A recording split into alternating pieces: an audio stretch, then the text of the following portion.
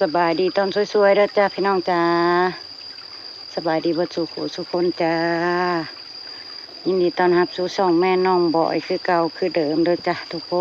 นเข้าป่าหน่อไม้อีกแล้วพี่น้องแต่ว่าเปลี่ยนบอน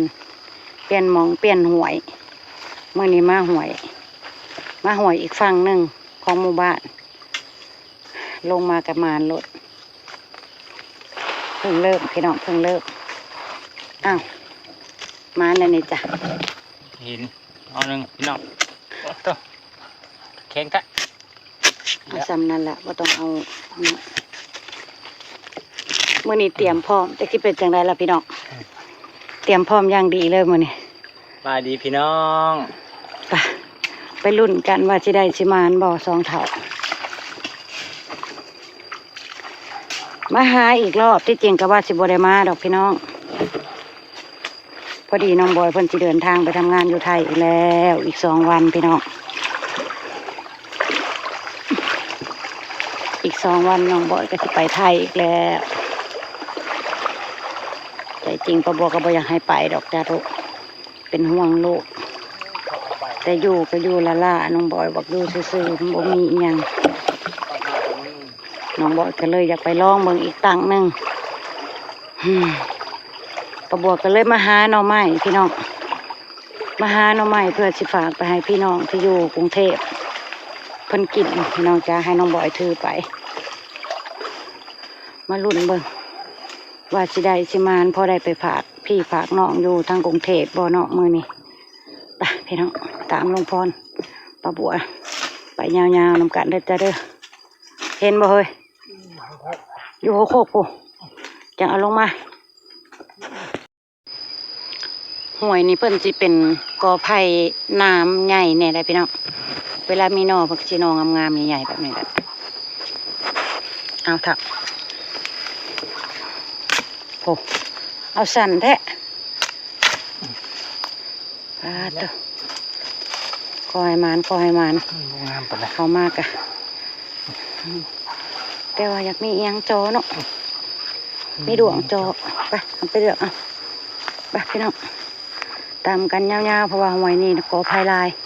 ลงลุ่มพุ่นนะเดี๋ยวจะไปทางใดอีกแต่ว่าโหกขนาดพี่น้องเป็นปีแล้วบัวบ่ได้มาจักเถื่อแถวนี่เป็นตาญาติบ่คือหวยหางหน้าบัวได้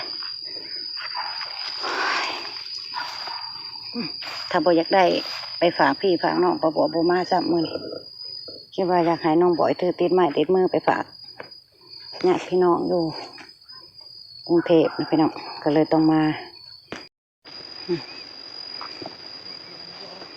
เฝ้าเอามาเถอะงามอยู่ได้ถ้ามีก็งามอยู่พี่น้องเป็นตาสีได้อยู่ดอกปะเขาก็ได้ก็เห็นอยู่ได้พี่น้องพอได้อยู่พอได้ซับพอได้ฮักอยู่เนาะก่อนหน้าผู้อีกไปหาแบบเร่งด่วนหาแบบเฝ้าๆพี่น้องเพราะว่ามาสวยมือนี่เครื่องก๋วยเตี๋ยวป้าบัวเบิดกว่าสิเฮ็ดแล้วกว่าสิเสร็จสวยพี่น้องเลยปุ๊บยังหมดเห็นหน่อไม้แต่ว่าอยู่สูงขนาดพี่น้องโอ้ตัวมัวลิดหาทางขึ้นแล้วพ่อน้องบอยหาทางขึ้นไปหาก่อนหน่อไม้เห็นหน่อไม้อยู่สูงปุ๊บโอ้ยจ้องไม่ดอกเถาเลยอย่าได้ระวังได้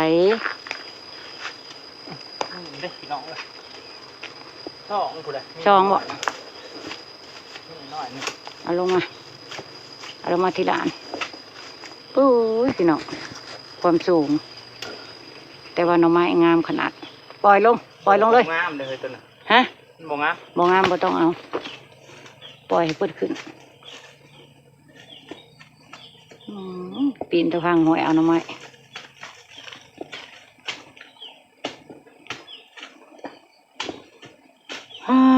ปลาบัวแล้วบ่ม่วนอกบ่ม่วนใจหาหน่อไม้กับบ่ม่วนมื้อนี้พี่น้องลูกชายทีนี้ปลาอีกเลย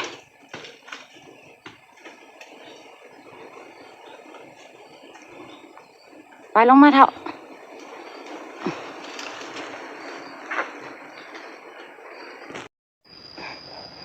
ไข่นกเพิ่นตกมาจากหางเพิ่นพี่น้องโอ้ยเนาะให้พ่อใหญ่พรขึ้นผู้เดียวจะได้อุ้มลงมางามเนาะโอ้ยว้ายเป็นเท่าไรบาทนี่สไลด์ได้หน่อไม้หลายโพดสไลด์ตะพังหวยพ่อใหญ่พรลมทับซันบ่มีไผอุ้มเมื่อได้เฮ้ยตัวบัวแล้วออกมาเนาะมึงไหนไปเนาะคิดเต็มแล้ว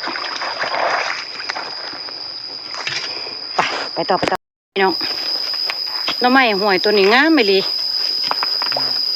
งามกว่าหวยอันห้างหน้าปลาบัวไอ้ลีเนาะเพิ่นเป็นดินทรายป้าใช่โอ้ยสุดยอด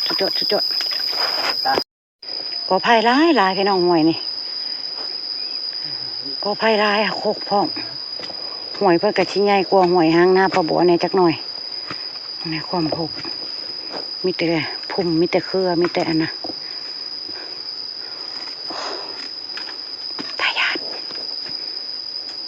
แต่ว่าน้องใหม่ก็ออกลายขนาดเลือกเอาได้นี่ปลาบัวกับลุงพรเลือกเอาที่แบบวางตัวใดมันถือตางามที่สุดนะค่อยเอาโอ้ลุงพรกลุ่มเอา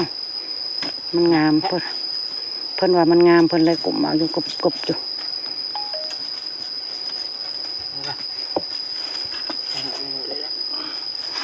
ใช่งามโอ้งามไปเลยเนาะพี่น้องนี่ตั้งงามคักงามแน่ขนาดปลาตกไปก็ใหม่อีกก่อนี่เพิ่นคือเด่นสง่าแท้เด้ชุมพีเลยมีตัดมีตัดแล้วพี่ข้างพี่ก็มี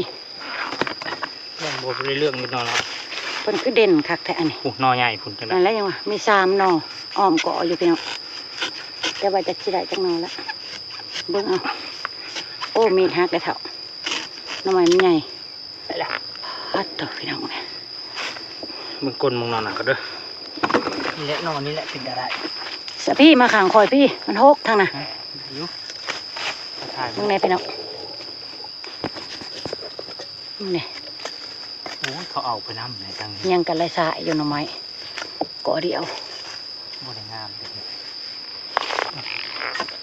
เขาเอาไปแล้วนอมันขู่มันนะโอ้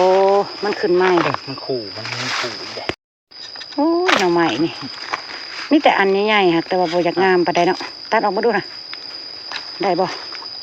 ใช่ได้ดิใหญ่แท้แล้วก็ทับเลยมือให้งัวทิพย์ได้ไหมว้ามือให้งัวผลอะไรยังห่วงไงงัวอีกป้าพี่น้องหน่อไม้เขาก็ได้ก็เห็นแต่ว่าบ่ค่อยอยากงามหั่นนะมันมีแมงมีหยังกัดเพิ่นบ่ได้บ่งามเห็นก่อนละ3ละ4แต่ว่าได้ละอันนี่นี่งามกับเอาแต่งามๆแบบนี้เนาะ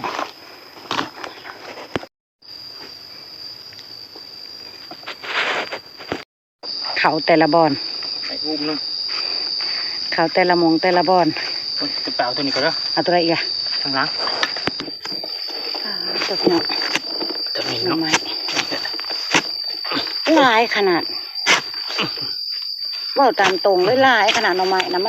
มันเป็นแมงอ้อมเกาะอยู่นี่มันไงพวกพี่น้องเห็นบ่มีแต่หน่อไม้ตัวในจะกูได้ปะจ๊ะจักเบิ่งทางวิวแล้วทำไมเพิ่งเบิ่งให้พวกแต่ละหน่อใหญ่คักอะไรโอ้ยพวกมีแต่หน่อไม้ไปปูรูอยู่หน่อปลายนะเนาะฮะโอ้ยตัวนี้ได้ตัวอะไรบ่ตัวนี้เอาเฮ้ยตัวได้กันให้น้องพรให้น้องพรเปล่าให้ลุงพรมันเขี่ยเบิ่งพี่น้องตัวใดมันเป็นแมงก็บ่ต้องซับเอาเบิ่ง งามบ่ สองเลยนี่เนาะ มึงนี่ว่าแม่นประบัวตังว่าวเลยพี่น้อง พี่ น้องไม้น่ะลาย อ้อม ดอกนะไปอ้อมก็แต่ว่ามันเป็นหยังคือจังบ่อย่างงามบ่ โอ้ อันนี้ก็บ่ได้ติเฮ้ย นั่งว่าได้บ่ได้จังค ต รั ร บ งนี้พี่น้องนี่ตรงนี้น่ะ ทับข้างผมมาเป็นอะไรข้างผม จะอ่อนเด้ มันก่อนยำๆมันก็ด้วยพี่น้องทำนี้แหละ โอ้ยสอนนำบ่พี่น้องแต่หนอนางดินโอ้ยใหญ่ได้พี่น้องเห็นนะจำนี่นะตัวจริงเพิ่นน่ะใหญ่แท้ นี่เดี๋ยวอันนี้ครับทำ ๆ นี้ ระวังน้ำใส่มือนะเฮ็ดอันนั้นแหละเอาเสียมก็คมดีอยู่ดอกโอ้ยสอนเด้เอารถหนอนางดินนี่2 อันนี่ เดี๋ยวได้ตัวนี้ บ่จองหั่นแหละ ตัวนี้ มั นะ นหวานดีแท้ได้เฮ้ย ตัวนี้มันโบนะแต่ตัวนี้ เอาตัวนั้นบ่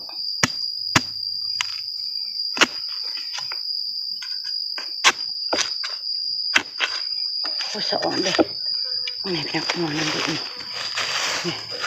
ทำไว้คือเก่า ทมกับขึ้นปบกับขึ้น เป็นอะไร สวมมาดูตัวน่ะมันได้จะบอกคืองามคักแท้ ดูทิศทางของมันหนึ่ง เงาเดียวพี่น้องซี่นอโพหน่อไม้งาม ทาง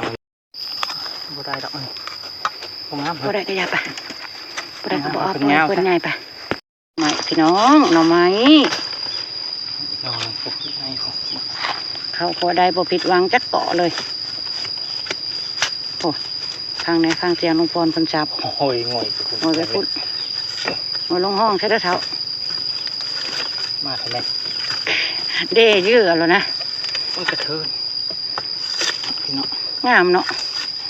หน่อไม้อ่อนอุ้ยๆอยู่งามคักขนาด มันกระเทินมันกระเทิน โอ้ยเด้เอานะข่อยว่านะง่ายสุด ตัวนี้เขาเอาไปแล้วเนาะตัวนี้เนาะ